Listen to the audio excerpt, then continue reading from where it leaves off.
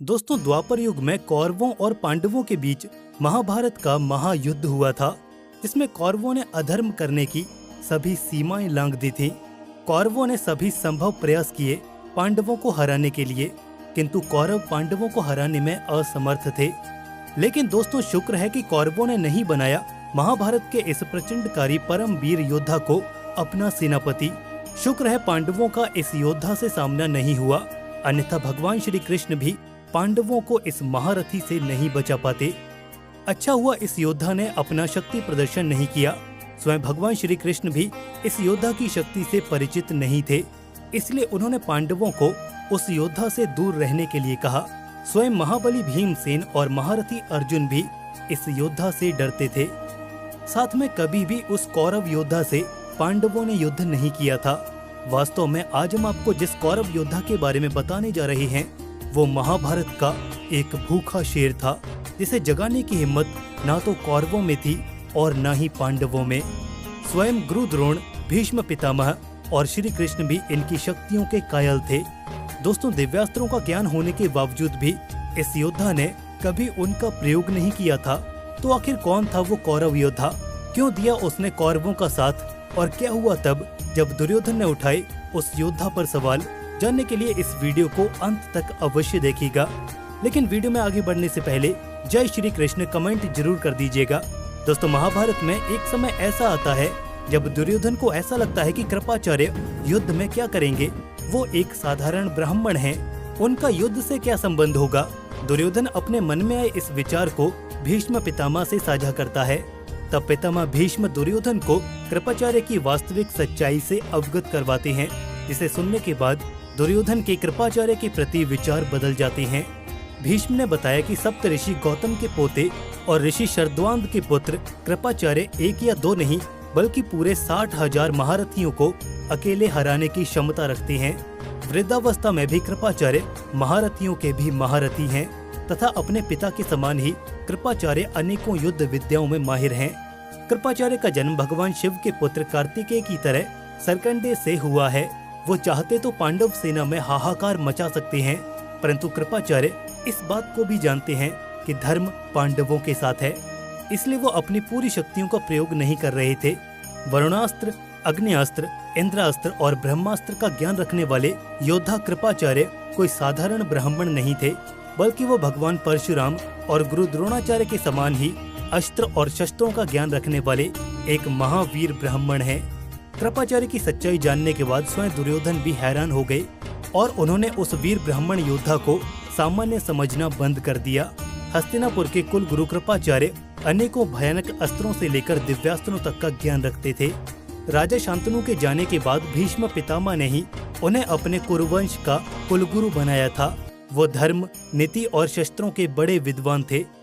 धृतराष्ट्र की सभा में विदुर, भीष्म पितामह और गुरु द्रोण के समान ही कृपाचार्य भी एक विशेष स्थान रखते थे। अपनी विद्या और धर्म नीतियों के आधार पर कई सालों तक उन्होंने कुरुवंश का मार्गदर्शन किया। कौरवों और पांडवों को प्रारंभिक शिक्षा कृपाचार्य ने ही दी थी। इसके बाद वो सभी गुरु द्रोण के आश्रम में चले गए थे। कुरुवंश के कुल गुरु कृपाचार्य की कृपी नाम की एक बहन भी थी, जिनका विवाह गुरु द्रोणाचार्य जी से हुआ था और महारथी अश्वत्थामा कृपी के ही पुत्र थे। महाभारत के आदि पर्व अध्याय 67 के अनुसार कृपाचार्य रुद्र गणों में से एक के अवतार थे। वो सप्त ऋषियों में से एक थे। कृपाचार्य के दाता महर्षि गौतम सप्त ऋषियों में से एक थे। ऋग्वेद में कई सारे सूक्त आज भी उन्हीं के नाम से जाने जाते हैं। गौतम ऋषि का विवाह ब्रह्मदेव की मानस पुत्री देवी अहिल्या के साथ हुआ था, जिनकी गिनती प्राचीन काल की पंचकर्णीय कन्याओं में की जाती है। ऐसा कहा जाता है कि उस काल में अहिल्या से ज्यादा सुंदर कोई दूसरी महिला नहीं थी। अहिल्या वही देवी हैं जो भगवान श्री राम के चरण स्पर्श से पत्थर से महिला बन गई थी। हनुमान जी की माता अंजनी महर्षि गौतम और अहिल्या की ही पुत्री थी। ऐसा माना जाता है कि एक बार गौतम ऋषि को गौ हत्या का पाप लग गया था। राजस्थान के प्रतापगढ़ किले में स्थित गौतमेश्वर महादेव तीर्थ में स्थित मंदाकिनी गंगा कुंड के बारे में ये मान्यता है कि इसी कुंड में स्नान करने के पश्चात महर्षि गौतम को गौ हत्या के पाप से मुक्ति मिली थी। इसके बाद महर्षि गौतम ने यहाँ पर महादेव की आराधना करके एक शिवलिंग प्रकट किया, जो आज भी उन्हीं के नाम पर गौतमेश्वर महादेव के नाम से जाना जाता है। गौतम ऋषि के पुत्र का नाम शरद्वांध था, जिनका जन्म बाणों के साथ हुआ था। उन्हें वेदाध्ययन करने में जरा भी रुचि नहीं थी, लेकिन धनुर्विद्या से उन्हें अत्यधिक लगाव था। शरद्वांत धनुर्विद्या में इतने निपुण थे कि देवराज इंद्र भी उनसे डरते थे। देवराज इंद्र ने उनकी साधना को भंग करने के लिए एक देवकन्या को उनके पास भेज दिया था। उस देवकन्या के सौंदर्य के प्रभाव से शरद्वांत मोह में फंस गए और उनकी उत्तेजना का असर यहाँ पर पड़े सरकंडे पर गिर गया, जिससे वो सरकंडा 2 भागों में बट गया, जिसमें से एक भाग से कृप नाम का बालक उत्पन्न हुआ और दूसरे भाग से कृपी नामक कन्या उत्पन्न हुई। इन दोनों को जंगल में छोड़कर शरद्वांत वहां से चले गए। भीष्म पितामह के पिताजी शांतनु इन बच्चों को जंगल से हस्तिनापुर ले आए और उनका पालन पोषण करने लगे। शरद्वांत ने अपने ध्यान और साधना के दम पर ये देख लिया और वो गुप्त तरीके से कृप के पास आकर उनको वो सभी विद्याएं सिखाने लगे जो वो जानते थे। इस प्रकार कृप नामक वो बालक अपने पिता के समान ही वीर और विद्वान बन गया।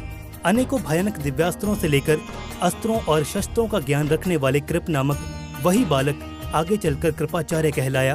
तो दोस्तों, कृपाचार्य की इस कहानी से पहले क्या आप उनसे परिचित थे? अगर नहीं तो आप हमारी इस वीडियो को एक लाइक अवश्य कीजिएगा। साथ में अगर आपको महाभारत से जुड़ी और भी रहस्यमय कथाएं जानना पसंद है तो हमारे YouTube चैनल ज्ञान लोक को अवश्य से सब्सक्राइब कीजिए। साथ में कमेंट सेक्शन में जय श्री कृष्ण भी लिख दीजिएगा। मिलते हैं अगली वीडियो में, तब तक के लिए जय श्री कृष्ण। भगवान श्री कृष्ण की कृपा आप और आपके परिवार पर सदैव बनी रहे।